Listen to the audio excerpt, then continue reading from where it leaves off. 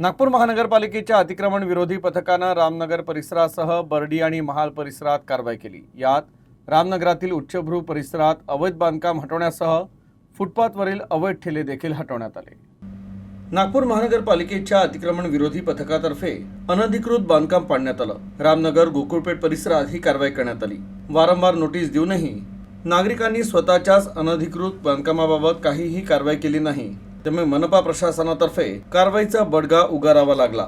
या कारवाईत अनधिकृत पद्धतीने बनवलेले पीओपी शेडचं बांधकाम आणि इतर अनधिकृत बांधकाम पूर्णपणे काढण्यात आलं। शंकरनगर परिसरापर्यंत अतिक्रमण निर्मूलन कारवाई करण्यात आली। त्याचबरोबर सीताबर्डी मेन रोड ते व्हेरायटी चौक आणि महाल परिसरातील महाल चौक ते बडकस चौक, केळीबाग रोड ते गडकरी वाडा परिसर तसंच कल्याणेश्वर मंदिर परिसरात अतिक्रमण निर्मूलन कारवाई करण्यात आली। या मार्गांच्या दोन्ही बाजूला आणि फुटपाथवर असलेले अवैध ठेले आणि दुकानं हटवण्यात आली, तर अनुचित प्रकार घडू नये यासाठी पोलीस बंदोबस्त देखील लावण्यात आला होता।